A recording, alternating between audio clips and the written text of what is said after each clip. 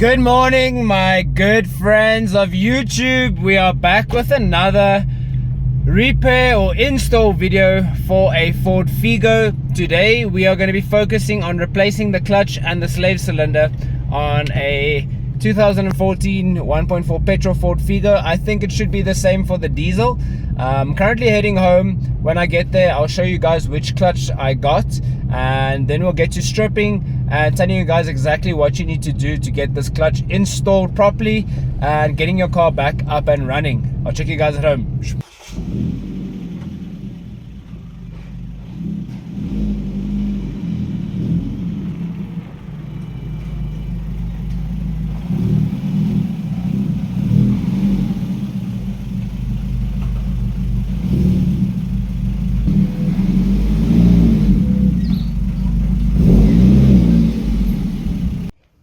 Before we start with stripping, I'm going to show you guys quickly. This is what I got. I got the clutch slave cylinder. This is from Goldwagen, and then I also got this from Goldwagen quite a while ago. As you can see, it's quite dirty. LUK clutch for the Ford. So yeah, now that we got these, now I can show you guys the process of what is required for us to be able to take out or to take off the gearbox. I think probably I'm just going to start by taking out the battery just to give it some space on the top, and then I'll update you as soon as we start removing other parts so we have access to the gearbox. We can take out the clutch. I saw your videos there. See Brandon weekends or something. You would. So obviously we need to take off this wheel because the drive shaft needs to come out of the gearbox.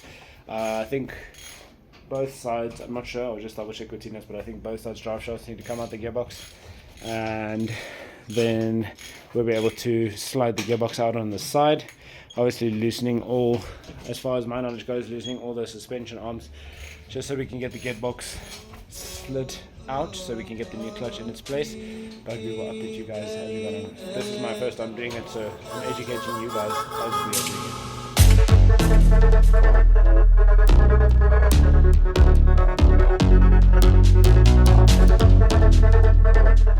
First you have two 10 mils on your battery bracket, and then I think those, so you have 3 bolts holding in your battery box. That's a 13, so we'll take those out.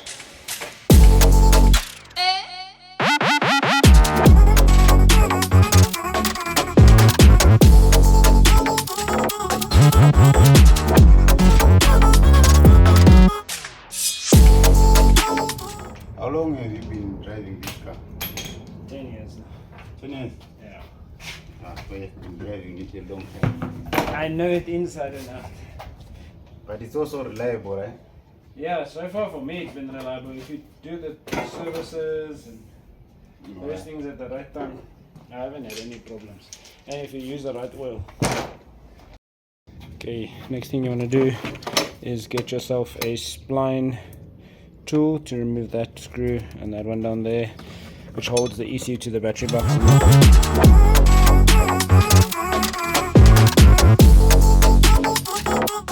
After you have loosened these 2 screws, the ECU just simply slides out of the battery box, and we'll keep that there. Nice one side. Now we just want to see what's holding it in. This little back part of the fuse box section just slides out of the battery box like that. You can get that out and clean that nicely. Okay, the next thing I'm seeing to get to this top gearbox mounting, so we're going to have to take off this black bracket. So there's a 10 mil there, and then I think if my gimbal wants to turn, there is another bolt behind the water washer down there. I think that's a 13, so we'll take that out just so we have access to the gearbox mount. So that battery box tie down bracket is also, it's actually 2 10 mils, not a 13, it's 2 10s.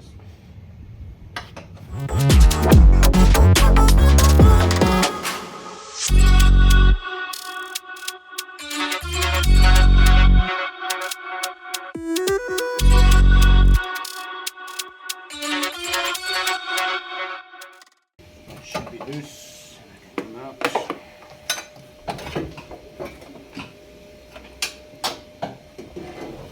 And you guys can see many years of dust. Okay, like I said, after you remove that back bracket, you get to the place where you can loosen all 3 nuts of the gearbox mounting.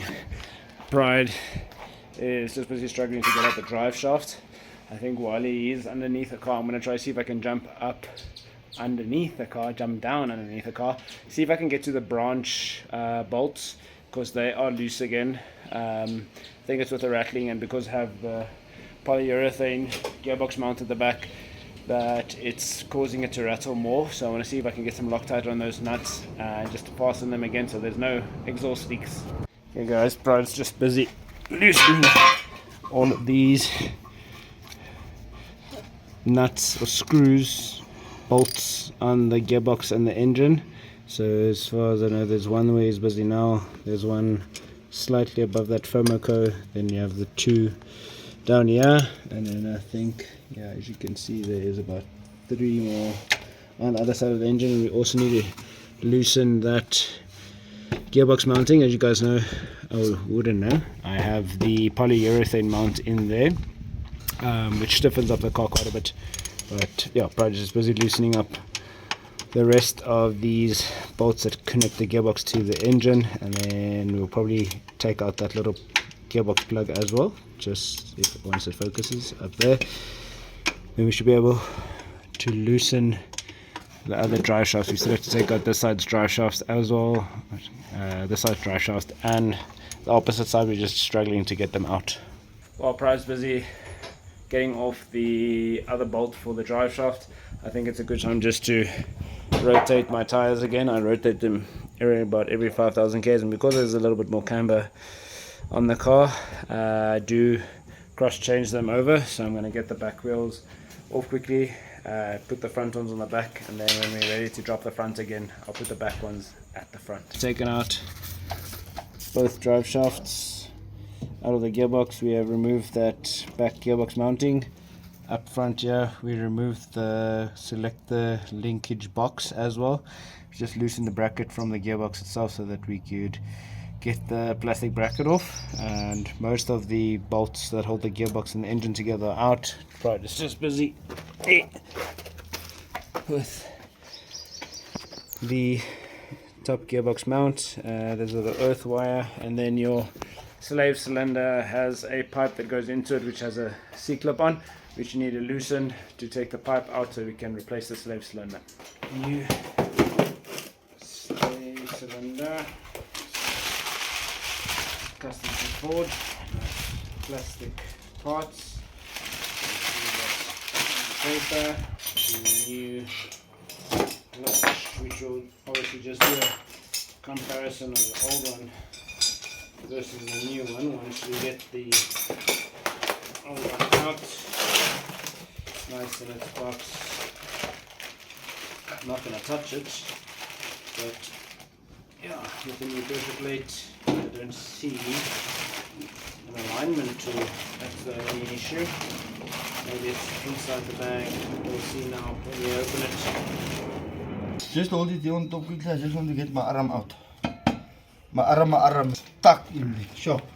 Hey, this guy is going to go for a nice car wash. Because I just touched somewhere here. Yeah, here. Oh, but it's already dirty. It's clean. Clean? Yeah, it's clean. No brown marks, nothing. This car is very dirty, man. And that's one Ford Figo gearbox out.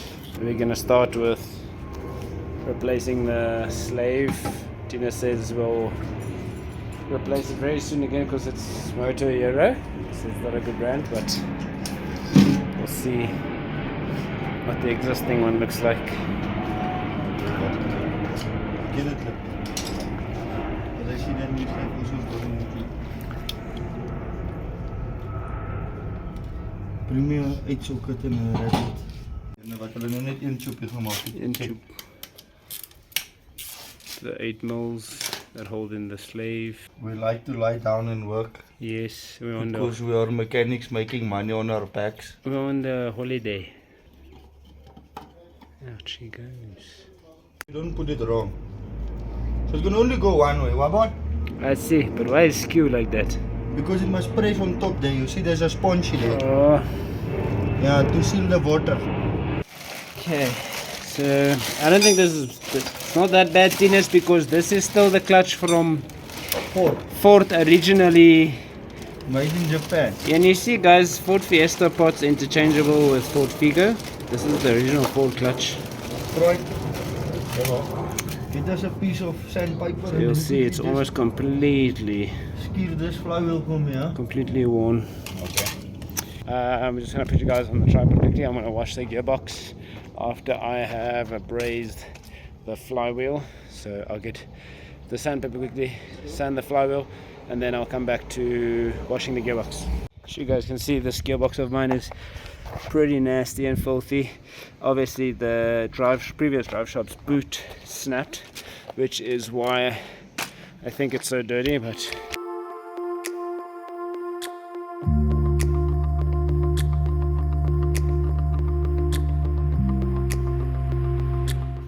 okay, that should do it.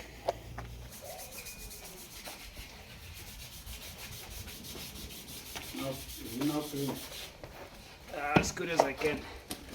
Without turning it around 60 million times. Bro, just helping skim the gearbox. Some sandpaper just to give it a bit of an abrasive surface. Obviously not replacing the flywheel, but as I said on the previous clip, if you look at what a new clutch is supposed to look like, you see it's nice and thick, and you see all the grooves where on the old clutch it's almost flat getting to the steel, so very perfect time for replacing this. We don't have a clutch alignment tool, so Gina said that he will align it with his eyes. I've seen him do it before. He's laughing at me, but he says his eyeballs are pretty good at aligning a hole.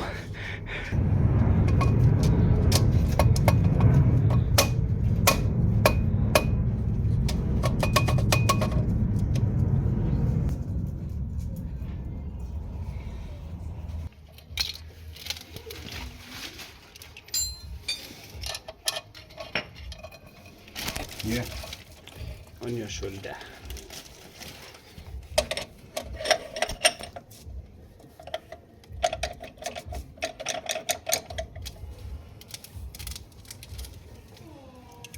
I got you. This is the most flying. Not bad for 10 years. Yeah. And racing and burnouts and A lot of punishment. Yeah, a lot of punishment. Okay, we got the gearbox back in. We had to take off this top gearbox mounting just because that stud was hitting into this gearbox mount, or where it mounts into. Got two bolts in. Now we're busy putting back all the studs, all the bolts for the gearbox and engine. I just finished washing all of these little plastic brackets for the gearbox and where the battery mount is going.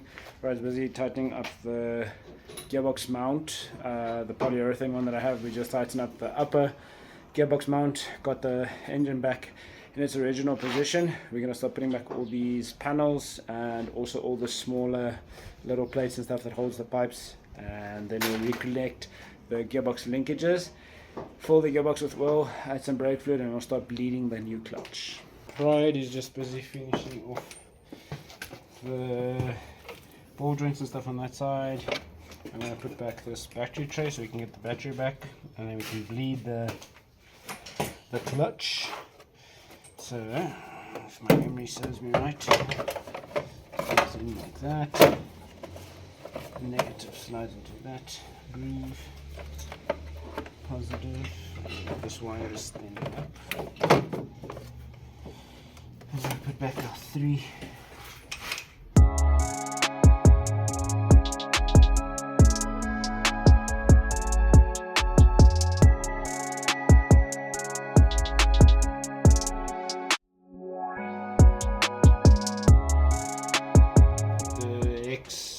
Set for these little screws. Firstly, I almost made a mistake. You need to put back your ECU. Slide that back into the hole. If I can get over it.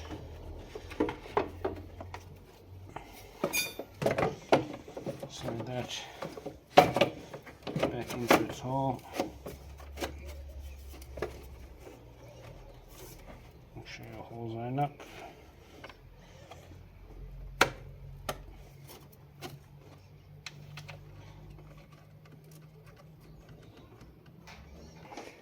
Like so. Yeah.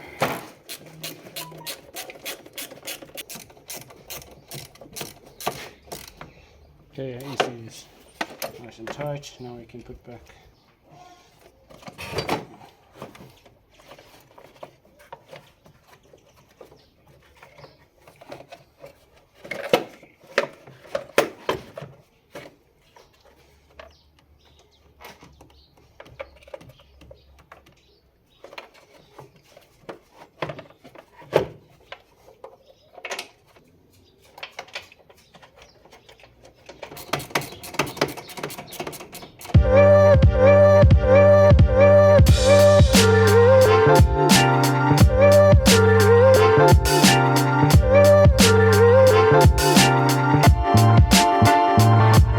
Slide back in this little box in the ECU, or the fuse box, like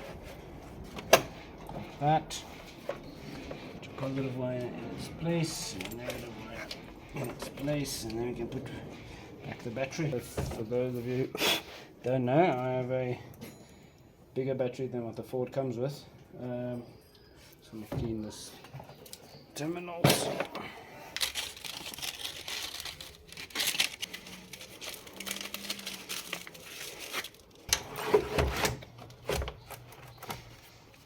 Okay.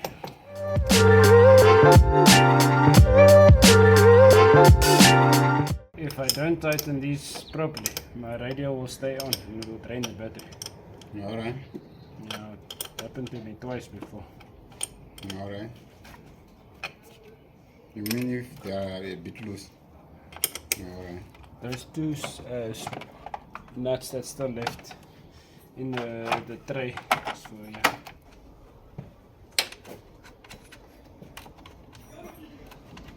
I think it's gonna be.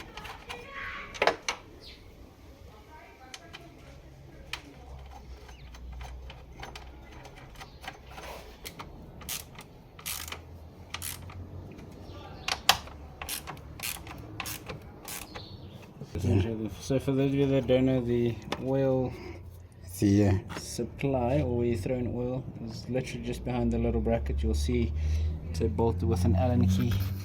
You ready? Yeah, I'm ready.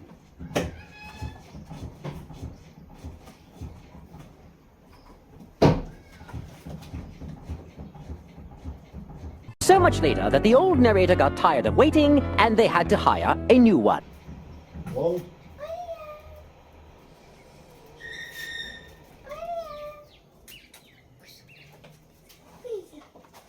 You can pump? Yeah. Yeah. Even here I was hearing a sound like a poo sound, but now it's getting quiet. Yeah, now it feels like it was. Alright. Hello. Yeah, it's low.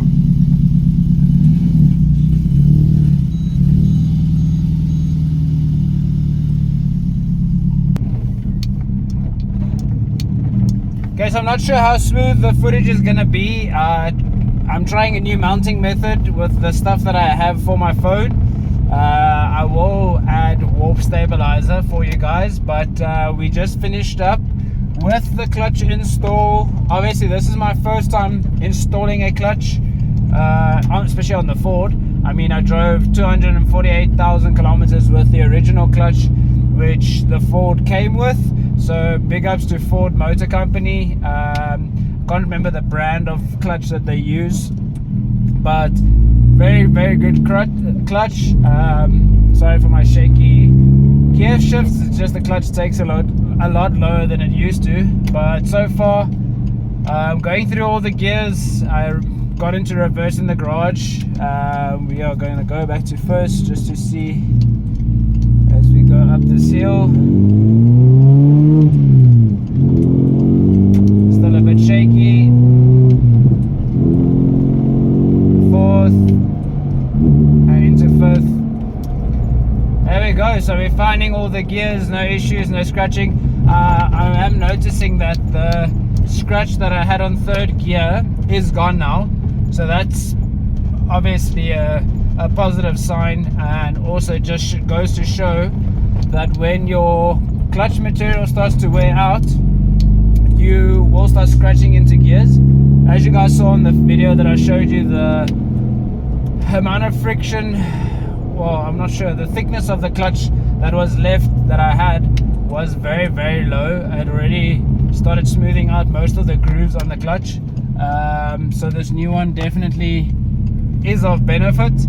I'm really impressed. It took us about, I think we started at 10 this morning and it's 5:30 now. So overall not too bad. Like I said, first time obviously doing it, and we had a bit of issues with bleeding the clutch. As you guys saw, it took quite a while, but we have full clutch pressure. It's taking a lot lower because there's obviously more friction on the clutch disc itself. But overall very impressed with the new clutch. Goes into the gears perfectly. We didn't change the linkage height or anything, so we wouldn't have any issues there. I am just going to go and drop off Pride, and then as soon as I get back I will finish off the video. I wanted to get out of the car, but I'm currently like sort of parked in at the gym. As you see, I have my clothes on from this morning when I started the video. I'm heading off to gym now. To everyone that tuned into this video, I really appreciate you guys. Please remember to hit the like button, hit that subscribe. I've noticed on the analytics that 80% of you guys who are watching the videos are not subscribed. So if you're keen to see more of the stuff that I do with the Ford and the Audi and the 1400, please hit the subscribe button. It costs you absolutely nothing. I really appreciate you guys. I hope this video helped you when you go on your quest to do your own clutch. May it go smoother than it goes for me. Hope this was impactful and insightful in regards to the things you should be looking out for. Yeah, we'll see you guys shortly for more content. Stay tuned and I'll see you soon. Cheers. Memphis, man.